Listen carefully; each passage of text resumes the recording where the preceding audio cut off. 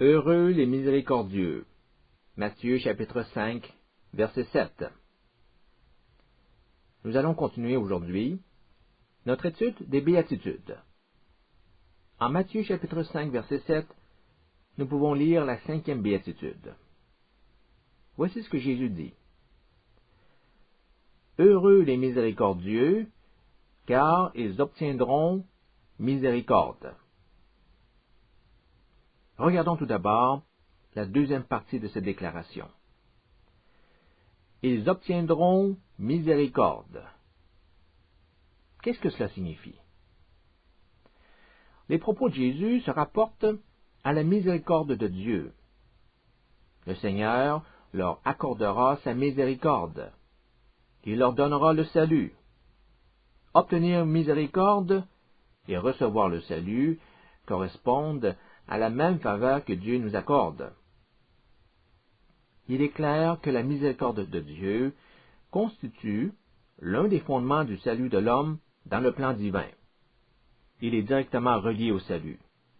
Par exemple, Paul nous dit en Tite, chapitre 3, verset 5, « Il nous a sauvés, non parce que nous aurions fait des œuvres de justice, mais en vertu de sa propre miséricorde. » En 1 Pierre chapitre 1 verset 3, Pierre loue le Seigneur en disant « Béni soit Dieu, le Père de notre Seigneur Jésus-Christ, qui, selon sa grande miséricorde, nous a régénérés. » Ces deux versets affirment que le salut de l'homme relève de la miséricorde de Dieu. Et qui sont ceux qui obtiendront sa miséricorde? La réponse de Jésus est simple et sans ambiguïté. Ce sont ceux qui se montrent miséricordieux. Ceux qui témoignent de la miséricorde obtiendront la miséricorde de Dieu. Ils recevront le don du salut. Je me dois de préciser que Jésus n'enseigne pas un salut basé sur une superficielle profession de foi. Il n'a jamais parlé non plus d'un salut mérité par nos actes de justice. Il s'agit plutôt d'un salut promis à un type de personne. Ici, en Matthieu 5,7, elle est décrite comme étant une personne miséricordieuse. Elle manifeste de la miséricorde, de la compassion envers les autres. Le royaume de Dieu est composé de citoyens au caractère miséricordieux. Lorsque nous réfléchissons sur le type de personne que Jésus nous présente ici, nous nous rendons compte assez rapidement qu'elle est difficile, voire même impossible à imiter. On ne peut pas devenir une telle personne sans l'aide de la grâce de Dieu. Car il n'est pas dans la nature de l'homme de se montrer compatissant. Personne ne songe à protéger les intérêts d'autrui quand ses intérêts personnels sont menacés. C'est une question de bon sens, diraient la plupart des gens. Si vous voulez survivre dans ce bas monde, vous devez exhiber votre force.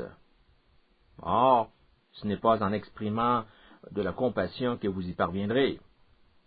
On va se moquer de vous. La compassion, c'est pour les faibles. Et il vaut mieux ne pas trop l'exprimer si vous tenez à votre peau. Tel est le raisonnement de l'être charnel. La compassion n'est pas un sentiment inhérent à la nature humaine. C'est pourquoi l'homme a besoin de la grâce salvatrice de Dieu. En effet, cette grâce divine possède une puissance qui peut transformer notre nature au point de devenir le type de personne à qui Dieu donnera son royaume. Nous ne sommes pas sauvés sur la base d'une simple profession de foi qui n'entraîne aucune conséquence. Nous ne pouvons pas être sauvés non plus par les œuvres que nous accomplissons. Nous sommes sauvés par la grâce de Dieu, une grâce qui vient bouleverser nos vies et qui fait de nous une toute autre personne. Sans cette grâce, une telle transformation n'aurait pu avoir lieu. Le salut de Dieu implique une métamorphose, Sa grâce nous transforme en une personne dont les qualités sont décrites dans les béatitudes. Et en Matthieu 5,7, Jésus parle d'individus capables de se montrer miséricordieux. La grâce de Dieu fait sentir son pouvoir effectif en nous lorsque nous avons la foi. Et par l'expression « avoir la foi », nous voulons insister sur deux éléments essentiels, soit l'engagement et la confiance. On pourrait comparer cette foi à la relation de confiance qui existe entre le patient et son médecin. Le patient s'en remet à la compétence de son médecin et lui permet de faire le nécessaire en vue d'une guérison. La foi présente un aspect similaire. La foi ne se limite pas à croire que votre médecin est compétent et qu'il peut vous aider. La foi implique aussi un engagement de votre part, un engagement dans lequel vous prenez part au traitement en suivant fidèlement les prescriptions de votre médecin. Ainsi, vous démontrez une foi authentique lorsque vous remettez votre vie, avec tout ce qu'elle contient, entre les mains de Dieu. Vous lui confiez la totalité de votre personne. Vous laissez la grâce de Dieu agir en vous afin qu'il puisse vous guérir spirituellement. Il y a donc, dans la définition même de la foi, l'aspect de la confiance et l'aspect de l'engagement. Deux éléments qui vous poussent à vous remettre sans réserve entre les mains de Dieu et à lui permettre d'accomplir les actions nécessaires à votre guérison spirituelle. La grâce de Dieu devient efficace lorsque nous adoptons une telle attitude de cœur. On pourrait ainsi définir la grâce divine comme étant une puissance surnaturelle qui transforme notre caractère selon les qualités décrites dans les béatitudes. Ceci aurait été impossible par la seule force de notre volonté. Laissé à moi-même, je ne peux pas devenir miséricordieux. Mais Dieu peut faire de moi un être miséricordieux. La grâce de Dieu possède la puissance nécessaire pour transformer un être sans pitié en une personne compatissante. Par la grâce de Dieu, un cœur dur peut se changer en un cœur rempli de tendresse. Nous devons comprendre qu'un aspect du salut est relié à la grâce de Dieu, dont la puissance permet de transformer un pécheur en un être saint. Et c'est Dieu qui nous donne l'énergie spirituelle nécessaire à cette régénération de l'être. La relation qui existe entre la puissance de Dieu et sa grâce peut s'observer en 2 Corinthiens chapitre 12, verset 9, où nous lisons que Jésus dit à Paul, « Ma grâce te suffit, car ma puissance s'accomplit dans la faiblesse. » Sa grâce nous suffit, car il y a en elle une puissance qui se montre dans sa pleine mesure lorsque nous sommes faibles. Voilà un témoignage vibrant qui rend hommage à la gloire de l'Évangile. Retournons maintenant à notre passage à Matthieu chapitre 5, verset 7. Nous allons examiner la première partie de cette béatitude et tenter de définir cette qualité qui caractérise les miséricordieux. De qui est-il question lorsque la Bible mentionne celui qu'elle appelle le miséricordieux? Comme premier réflexe, nous avons appris à chercher la définition d'un mot en utilisant un dictionnaire. Nous pouvons ainsi ouvrir un dictionnaire de langue et regarder la définition qu'il donne au mot miséricordieux. C'est un bon début, mais cette démarche ne vous mènera pas nécessairement très loin.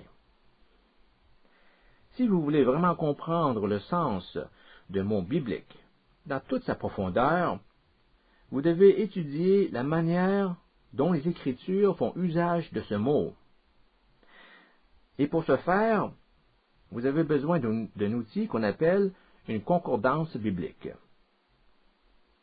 vous allez retrouver dans une concordance tous les mots de la Bible, et pour chaque mot, on vous donnera la référence de tous les passages où le mot apparaît. Si vous vous donnez la peine de regarder attentivement tous ces passages pour un mot donné, la signification biblique de ce mot commencera à prendre forme dans votre esprit.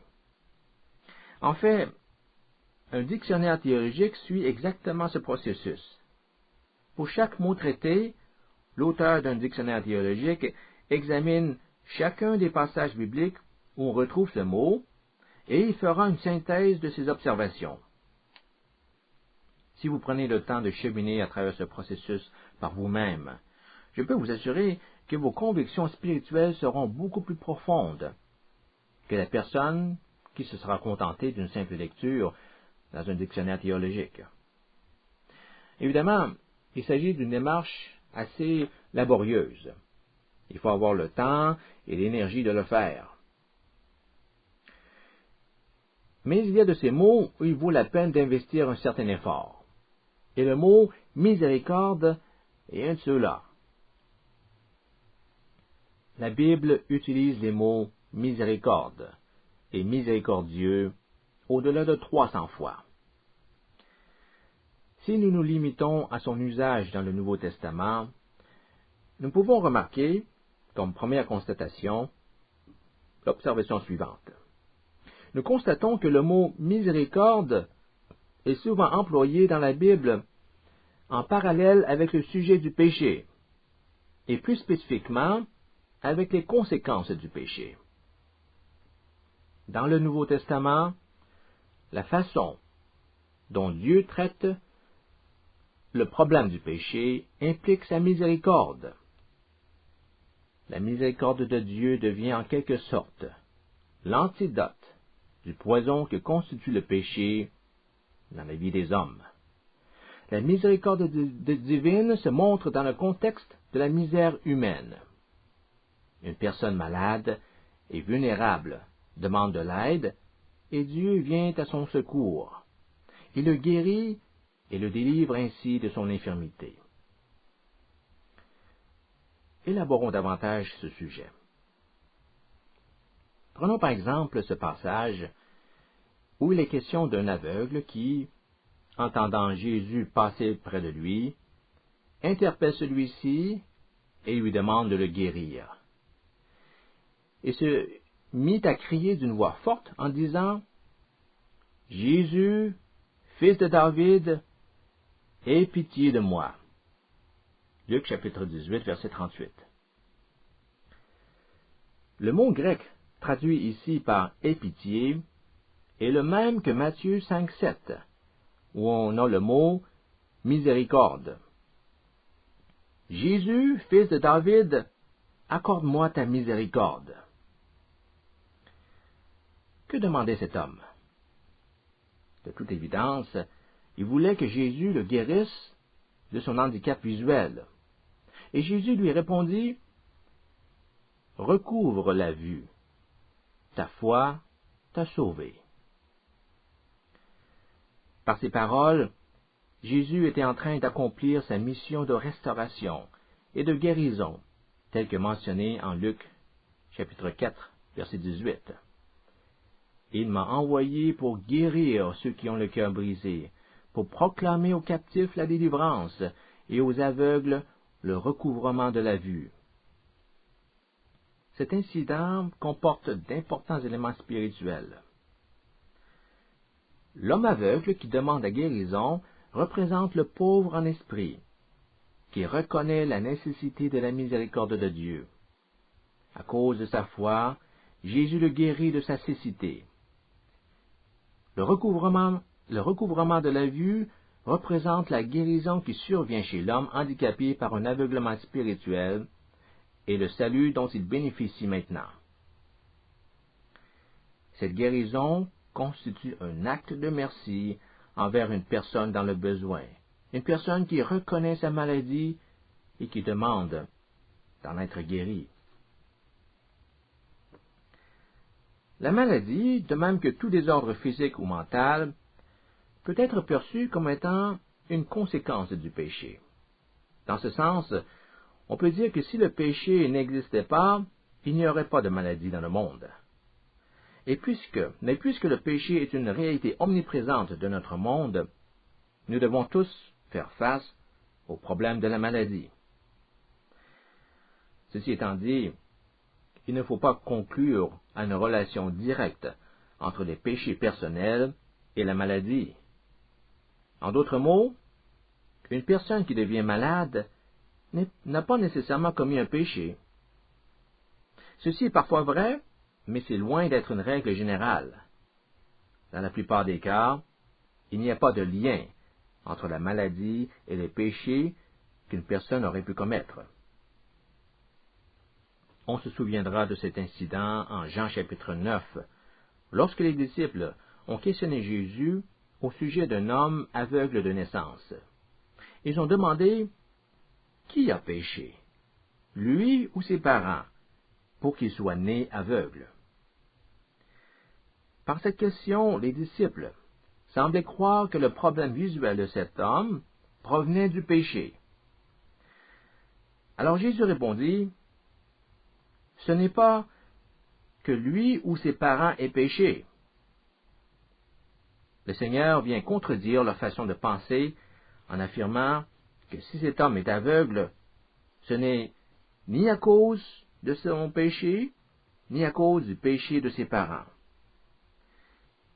Mais certaines personnes souffrent du problème de la cécité, à cause du problème général du péché qui afflige notre monde. En habitant dans un monde déchu, nous sommes inévitablement confrontés aux conséquences du péché, et la maladie en est un exemple. Nous sommes maintenant en mesure d'envisager la miséricorde de Dieu comme étant une espèce d'antidote contre le péché. Lorsque le Seigneur Jésus se montre miséricordieux envers cet homme aveugle, en Luc chapitre 18, il faut comprendre que Jésus a dû contrecarrer l'effet du péché dans notre monde sur cet homme. La puissance salvatrice du Christ a pu effacer les conséquences néfastes du péché. C'est pourquoi il a défini son ministère à Jean le Baptiste en faisant le parallèle entre la guérison physique et le salut qu'il vient apporter aux hommes. Jésus dit en Luc chapitre 7, verset 22, « Allez rapporter à Jean ce que vous avez vu et entendu. Les aveugles recouvrent la vue, les boiteux marchent, les lépreux sont purifiés, les sourds entendent, les morts ressuscitent. La bonne nouvelle est annoncée aux pauvres. » Le temps de la délivrance est arrivé, comme Dieu l'a promis. Jésus est le Messie, tant attendu, que Dieu a envoyé pour apporter la guérison à un monde qui souffre des conséquences du péché. Et ces miracles n'ont pu se produire que par la miséricorde de Dieu.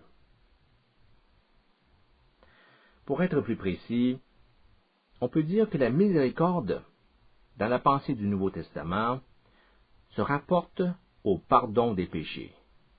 C'est pourquoi la miséricorde constitue un élément primordial de la restauration spirituelle de l'homme. Prenez par exemple 1 Timothée chapitre 1 verset 13.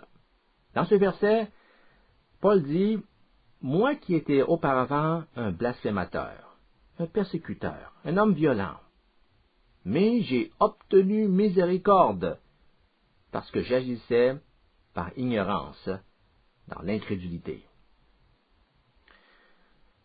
Paul confessait qu'il a agi dans l'ignorance lorsqu'il a persécuté les chrétiens. Mais à partir du moment où il a pris conscience du tort qu'il faisait, il se repentit et demanda le pardon.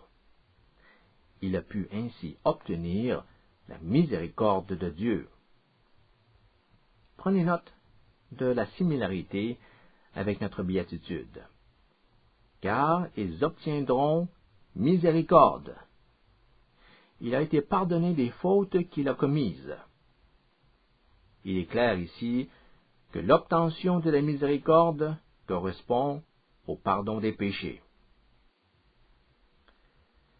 J'aimerais vous donner d'autres références bibliques, afin de renforcer ce point.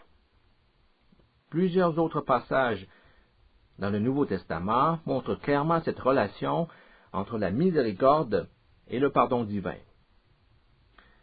Regardons Luc chapitre 1, versets 77 et 78. Afin de donner à son peuple la connaissance du salut par le pardon de ses péchés, grâce aux entrailles de la miséricorde de notre Dieu, en vertu de laquelle le soleil levant nous a visités d'en haut. Le pardon des péchés, au verset 77, est mis en parallèle avec la miséricorde de Dieu, au verset 78. Regardons Romains, chapitre 11, versets 31 et 32. De même, ils ont maintenant désobéi, afin que, par la miséricorde qui vous a été faite, ils obtiennent aussi miséricorde, car Dieu a renfermé tous les hommes dans la désobéissance, pour faire miséricorde à tous. Paul parle ici des gentils, et affirme qu'ils peuvent aussi obtenir la miséricorde de Dieu, tout comme les Juifs. Malgré leur désobéissance du passé, Dieu peut les pardonner et les sauver. Tite, chapitre 3, verset 5.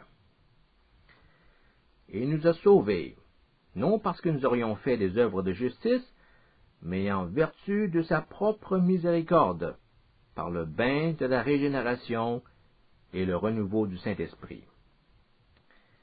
Dieu nous a sauvés en vertu de sa miséricorde et rien d'autre. Il nous a lavés de nos péchés.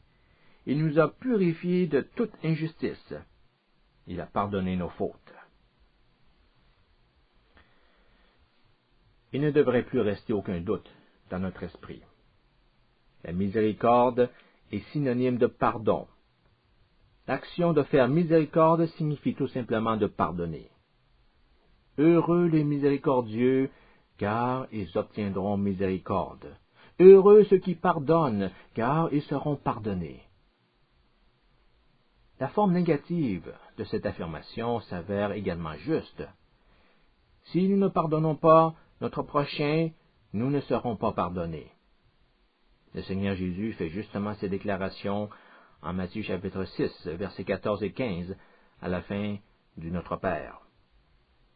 Si vous pardonnez aux hommes leurs fautes, votre Père céleste vous pardonnera aussi. Mais si vous ne pardonnez pas aux hommes, votre Père ne vous pardonnera pas non plus vos fautes. Le fait d'être pardonné ou de ne pas être pardonné, le Seigneur nous dit très clairement ici, dépend de votre disposition à pardonner. Et votre disposition à pardonner est grandement influencée par l'œuvre du Saint-Esprit dans votre vie. Si vous n'avez pas été profondément touché par l'amour de Dieu et radicalement transformé par sa puissance, vous ne serez pas capable de pardonner. L'homme naturel ne pense qu'à ses intérêts personnels. Si vous me devez quelque chose, je vais certainement m'assurer que tout me soit rendu. Il n'est pas question d'être charitable. Mais pour une personne dont la vie a été bouleversée par la grâce de Dieu, tout devient différent. Je ne vois plus la nécessité d'insister constamment sur mes droits et privilèges. Tout comme le Seigneur m'a pardonné, je te pardonne aussi, sans condition. La grâce de Dieu nous étonnera toujours par sa capacité à changer le caractère d'une personne. Il n'y a pas l'ombre d'un doute que la parole de Dieu demande à chaque disciple du Christ de se montrer miséricordieux. Il ne s'agit pas d'une suggestion, mais bien d'un commandement biblique. Dans la parabole du débiteur impitoyable, on nous raconte que le maître a effacé l'énorme dette que son serviteur lui devait. Et pourtant, Ce même serviteur s'est montré par la suite sans pitié envers un autre serviteur qui ne lui devait que 100 deniers, un montant tout à fait insignifiant comparé à sa dette envers le maître. C'est pourquoi ce serviteur impitoyable fut puni. Matthieu 18, verset 33, nous donne la raison qui justifie cette punition. Le maître dit au serviteur, « Ne devais-tu pas avoir pitié de ton compagnon, comme j'ai eu pitié de toi?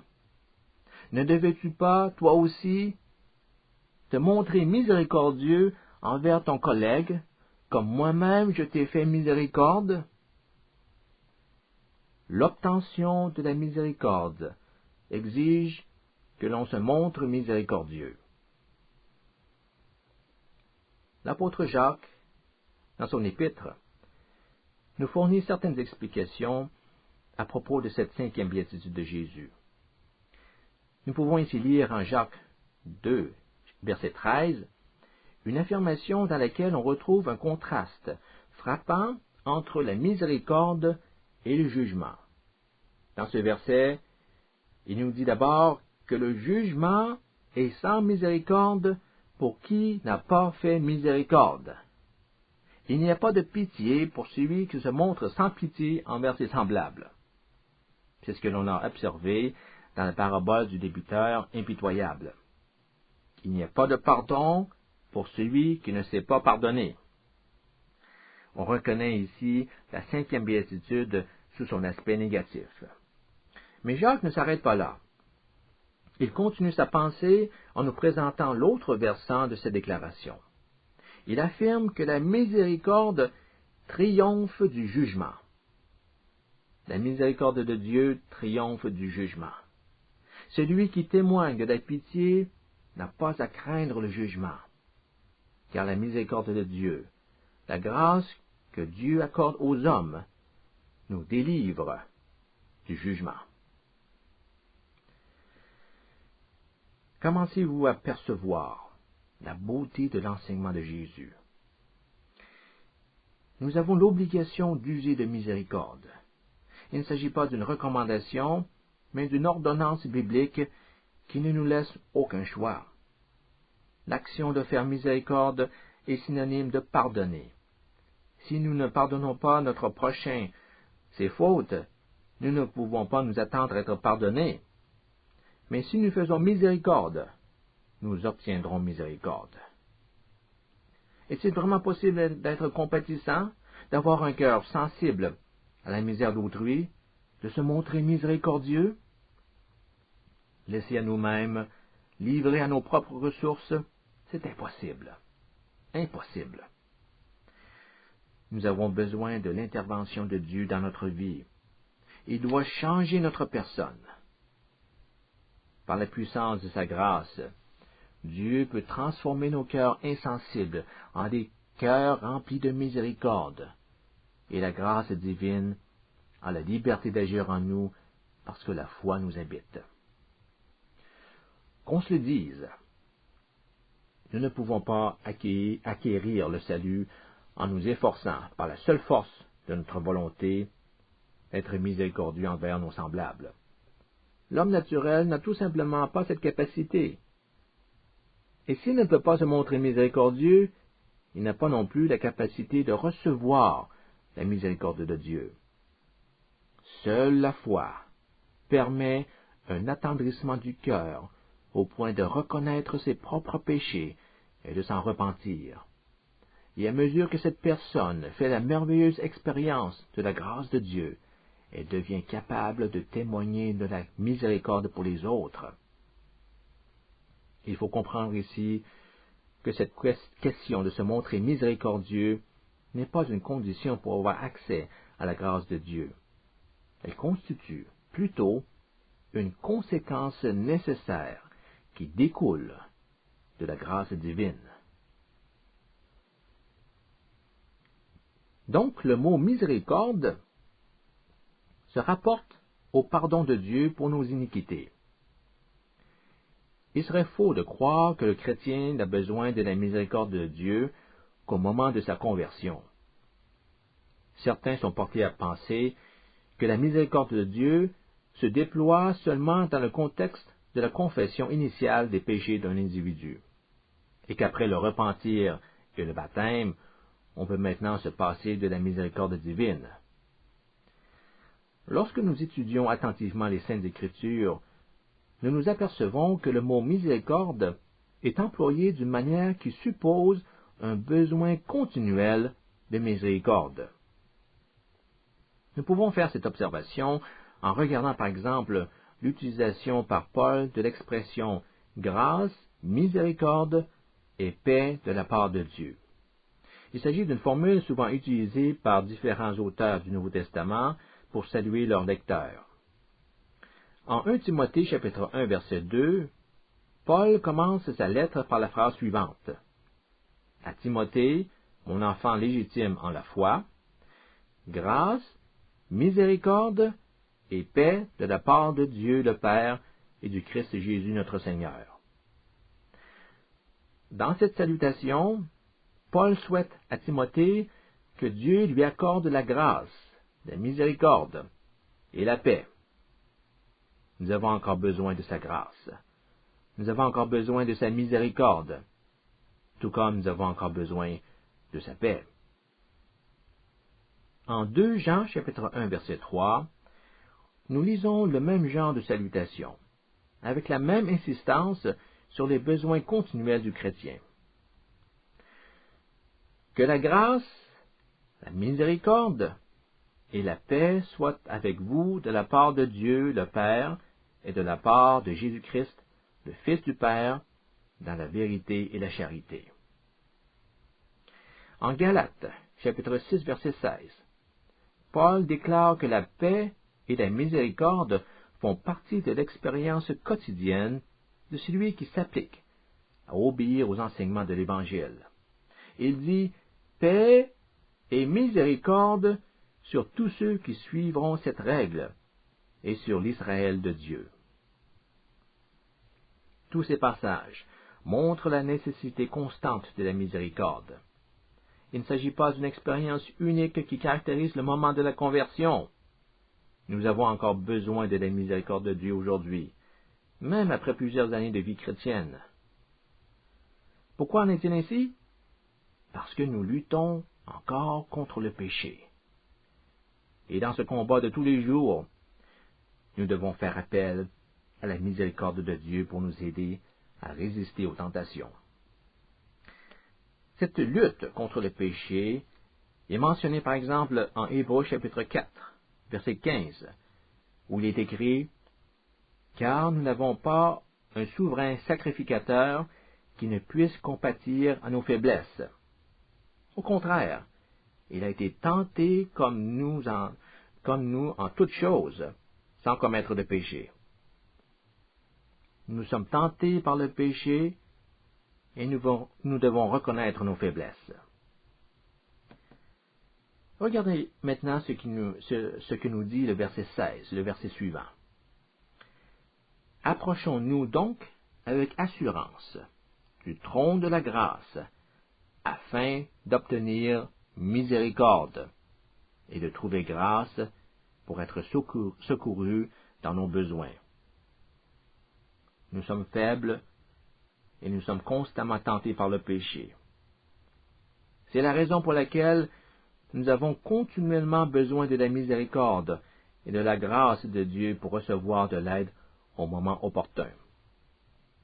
En nous approchant du trône de Dieu, nous avons la pleine assurance de trouver grâce et miséricorde. Rappelez-vous de ce que j'ai dit au début de cette leçon. La miséricorde constitue l'antidote contre le péché. La miséricorde de Dieu peut être vue comme étant la réponse bienfaisante de notre Seigneur au problème du péché et à notre faiblesse spirituelle. Elle nous rend capables de tenir bon face à l'adversité, jour après jour. Le verset en Osée, chapitre 6, verset 6, nous montre jusqu'à quel point Dieu attache de l'importance à la qualité d'être miséricordieux. La miséricorde a plus de valeur aux yeux de l'Éternel que n'importe quel sacrifice qu'on pourrait lui offrir. Dans ce passage, Dieu dit « Car j'aime la miséricorde et non les sacrifices, et la connaissance de Dieu plus que les holocaustes. » Le Seigneur Jésus soulignera la valeur de la miséricorde pour Dieu en citant ce verset à 2 reprises dans son enseignement. Nous le retrouvons d'abord en Matthieu chapitre 9, verset 13, puis à nouveau en Matthieu chapitre 12, verset 7. L'offrande des sacrifices représente l'extérieur de la religion. Je tue un mouton ou un taureau, puis je l'offre en sacrifice à Dieu. Mais cette activité peut se réduire à une question de formalité, sans que la disposition du cœur corresponde à la signification de l'acte extérieur. Et Jésus nous dit en citant Osée chapitre 6, verset 6, « Ce ne sont pas les sacrifices que je désire. Ce que je veux, c'est la miséricorde dans votre cœur. Ce que je désire, ce sont des hommes et des femmes dont le cœur a été transformé par la grâce de Dieu et qui peuvent traiter les autres avec miséricorde. Ce sont ces hommes et ces femmes qui seront sauvés, car ils obtiendront miséricorde. » La béatitude de Jésus définit le type de personnes qui trouveront miséricorde auprès du Seigneur au jour du jugement. Je termine avec cette citation en 2 Timothée chapitre 1 verset 18. Paul dit à propos d'Onésiphore, un fidèle serviteur de Dieu, que le Seigneur lui donne d'obtenir miséricorde auprès du Seigneur en ce jour-là. Tu sais mieux que personne combien de services il m'a rendu à Éphèse. C'est aussi le vœu que j'aimerais vous exprimer. Que le Seigneur vous donne d'avoir part à la miséricorde de Dieu en ce jour-là, au jour du jugement. Et les miséricordieux ont cette assurance.